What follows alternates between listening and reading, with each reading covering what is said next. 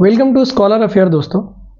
जैसा कि थंबनेल देख के आप जान ही गए होंगे कि आज हम लोग किस चीज़ के बारे में चर्चा करने वाले हैं। तो अभी हमने आप सब ने भी केवीएस का एग्ज़ाम और मैंने भी केवीएस का एग्ज़ाम दिया है, पीआरटी का। बहुत से लोग इसमें टीजीटी और पीजीटी का भी एग्ज़ाम दिए होंगे और बहुत से लोग केवीएस पीआरटी का भी एग्ज़ाम दिए होंगे। तो आज का जो टॉपिक है वो इस बारे में है कि आखिर जो भी हमने एग्ज़ाम दिया है उनमें अगर हम लोगों को ऐसा लग रहा है कि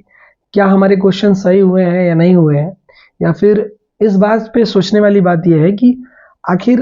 कट ऑफ बन रहा है। जहाँ तक सभी लोग प्रिडिक्ट कर रहे हैं कि 60 या जिसका 65 नंबर तक क्वेश्चन सही किया होगा उसका कट ऑफ में आने का चांस है, या 70 तक जिसने सॉल्व किया है मतलब अच्छे से अपना जो भी सॉल्व किया है क्वेश्चन उसके पूरे पूरे चांसेस हैं टायर 2 में बैठने के, एग्ज़ाम देने के। लेकिन हम आज इस चीज़ पे बात करने वाले हैं कि क्या हम लोग जिस एग्ज़ाम को दे रहे हैं या फिर जो भी एग्ज़ाम हम कंडक्ट जिसमें शामिल हो रहे हैं, क्या पूरी स्ट्रेटजी हमारी सही रह रही है या फिर क्या क्या गलतियां हो रही हैं। जैसे मैं बताऊं तो मैंने इस एग्ज़ाम को एकदम अच्छे से दिया था और मैंने पूरी कोशिश की थी कि लगभग 60-70 तक के क्वेश्चन को मैं टच करूंगा,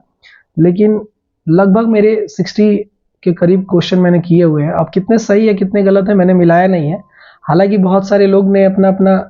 जो भी चैनल वाले यूट्यूब चैनल्स पे जो भी ऑनलाइन क्लासेस जो चलाते हैं उन लोगों से कुछ लोगों ने मिलाया है, तो सब अपना अपना बता रहे हैं। तो मैं तो अभी अपना मिलाया नहीं हूँ, लेकिन मुझे इतना रियलाइज़ है कि मैंने कहाँ पे कौन सी गलतियाँ की हैं। जैसे अब गलतियाँ हुई कैसे और कहाँ हुई। तो पहली बात तो जब एग्ज़ाम आ रहा है, एक तो एग्ज़ाम बहुत लेट हो रहे हैं, जैसा कि आप भी देख रहे हैं कि 2022 और 23 के बाद अभी केवीएस की वैकेंसी आई है और टीजीटी पीजी आपके डीएसएसबी और डीएसएसबी में भी और केवीएस में भी टीजीटी पीजीटी के एग्ज़ाम्स अभी आए हैं, पीआरटी के भी। तो उनमें हमको लगातार कंटिन्यू न कर पाने की वजह से, टाइमिंग ज़्यादा लगने की वजह से कुछ लोग हैं जो तैयारी कर रहे हैं, कुछ लोग जो हैं वो तैयारी छोड़ दिए हैं बीच में और फिर शुरू कर रहे हैं, जिसके वजह से उनको एग्ज़ाम्स में क्वेश्चन अटेम्प्ट करने में बहुत सारी मुश्किलों का सामना पड़ रहा है। जैसे क्वेश्चन एग्ज़ाम में बन नहीं रहे, या फिर बहुत ज़्यादा प्रैक्टिस करे हैं लेकिन एग्ज़ाम में जाने के बाद वो चीज़ें सडन भूल जा रही हैं। तो इसके 2-3 कारण हैं, जैसा कि मेरे साथ भी ऐसा ही हुआ है। मैंने अभी जब केवीएस के लिए तैयारी शुरू की तो एक तो एग्ज़ाम बहुत लिमिटेड समय में हो गया और टाइमिंग बहुत ज़्यादा नहीं मिली सारे एस्पिरेंट्स को। बाकी जो जहाँ तक मुझे लग रहा है, मैं अपनी जर्नी बता रहा हूँ, हो सकता है आप लोग भी इससे रिलेट कर रहे हो कि जो भी एग्ज़ाम के हमने टाइमिंग बनाई या फिर जिस हिसाब से हम लोगों को टाइमिंग मिला एग्ज़ाम को कंडक्ट करने का, या फिर उन लोगों को टाइमिंग मिला एग्ज़ाम कंडक्ट कराने का, हम लोग को एग्ज़ाम में अपीयर होने का, तो टाइमिंग तो कम थी, इसमें कोई दो राय नहीं है। लेकिन अगर मान के चलिए ऐसी ही लगातार वैकेंसियाँ आएंगी, जैसे मान के चलिए अगर फिर 1-2 महीने में कोई वैकेंसी हो या फिर 2-3 महीने बाद कोई वैकेंसी हो, तो क्या हमारी तैयारी सही है, पूरे तरीके से सही है। तो इसका कहीं ना कहीं मुझे ऐसा एनालाइज हुआ कि मुझे अभी और वर्क करने की ज़रूरत है। जैसे आप लोग भी इस चीज़ को समझ पा रहे होंगे जो सीरियस तैयारी कर रहे होंगे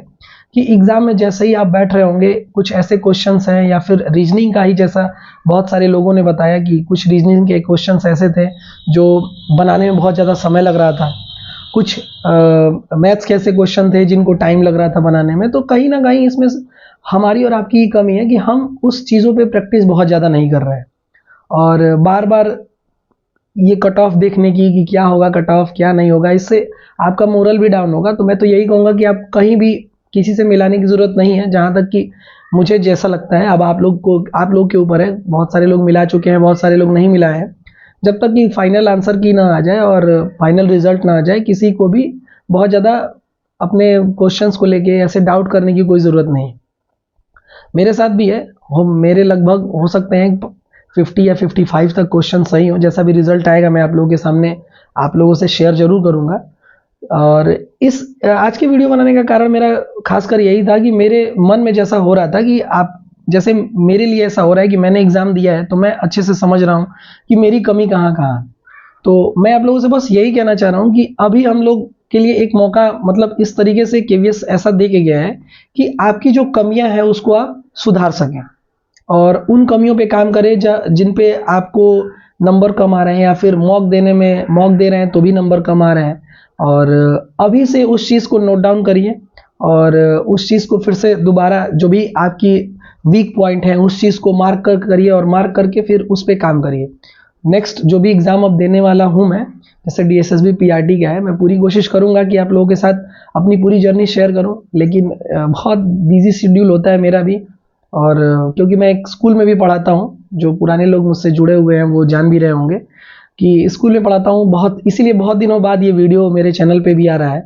और इसके साथ तैयारी को कर पाना थोड़ा सा चैलेंजिंग तो है, लेकिन कोई बात नहीं, हम लोग मैनेज करते हैं। जो और भी लोग होंगे जो मेरे जैसे स्कूल में पढ़ा रहे होंगे या पढ़ाने के लिए सोच रहे होंगे, तो टाइमिंग है आप लोगों के पास, आप लोग एडजस्ट करिए। और मेरे इस वीडियो बनाने का मेन मकसद यही था कि जो गलतियां हम कर रहे हैं या फिर जैसी भी गलतियां हमसे हो रही हैं वो कहीं ना कहीं हमारी ही हैं, और हम उस पर अगर काम करें तो हो सकता है हम भी उस चीज़ को अचीव कर पाएँ या क्वेश्चन को कर पाएँ। हालांकि इसमें लोग बता रहे हैं जीएस का भी सेक्शन बहुत ज़्यादा टफ था, और वाकई में कुछ तो मॉडरेट लेवल से भी ऊपर था क्वेश्चन जीएस का।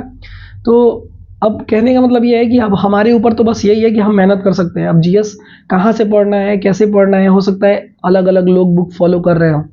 अलग अलग चैनल, यूट्यूब चैनल को भी देख रहे हो। तो मैं यही कहूँगा कि जो भी आप कर रहे हैं, या फिर मेरी जो स्ट्रेटेजी रहेगी मेरी यही रहेगी कि जितने भी एग्ज़ाम्स हुए हैं पिछले, टीचिंग एग्ज़ाम्स हुए या फिर कोई भी अदर एग्ज़ाम, यूपीएसआई का हुआ, यूपी पुलिस का हुआ, उनमें उनके जो क्वेश्चंस हैं या फिर उनकी जो कठिनाई स्तर है उसको मैं थोड़ा सा एनालाइज करूँ और उस बेसिस पे फिर तैयारी और अपग्रेड करूँ, या फिर मेरी जो कमी रही है मैं उस कमी को कैसे और अच्छे से निखार सकता हूँ।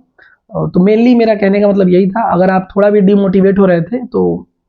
कोई ज़रूरत नहीं है डिमोटिवेट होने का, क्योंकि लाइफ है, जब तक आदमी संघर्ष नहीं करेगा अपने अचीवमेंट को पा नहीं सकता है। और ऐसे मैं एक स्टोरी और बता, बहुत ज़्यादा वीडियो लंबी हो जाएगी, लेकिन एक छोटी सी स्टोरी है कि जब तक मेरा सीटेड क्वालिफाई नहीं हुआ था तो ये लगता था कि यार कैसे होगा, कैसे करूँगा मैं, हो पाएगा भी या नहीं, बहुत सारे लोग कर रहे हैं, नहीं कर रहे हैं, हमसे हो ही नहीं रहा है। लेकिन धीरे धीरे कंसिस्टेंसी से लगातार छोटे छोटे टॉपिक को ही पढ़ते पढ़ते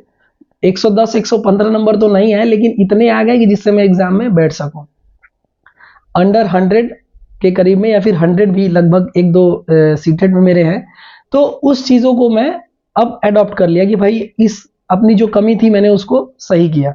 तो उसी तरीके से इस एग्ज़ाम को जब मैंने दिया है केवीएस का, तो ये रियलाइज़ हुआ है कि मेरी कमियां कहाँ हैं। ठीक है, हो सकता हो मेरी कमी ये रही थी कि मैं प्रैक्टिस ज़्यादा नहीं किया होऊंगा क्वेश्चन का, या फिर उस क्वेश्चन को मैं कम टच किया होऊंगा जो मुझे नहीं आ रहे होंगे। तो ये सब सारी मेरी कमियां होंगी और है भी, तो उसको मैं निखारने की या सुधारने की कोशिश करूंगा। और उम्मीद करता हूं आप लोग भी अपनी जितनी भी कमियां हैं उसको पेज पे नोट डाउन करिए और अभी से ही लग जाइए, क्योंकि एग्जाम्स जब होंगे तो हमारे पास सिर्फ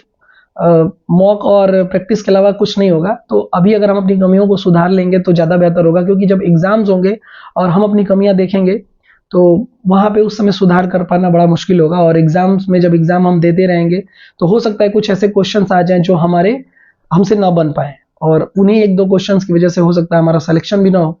तो इस चीज़ के लिए मैं आपसे कहूँगा, बट अब आगे आप लोगों के लिए भी बेस्ट ऑफ लक।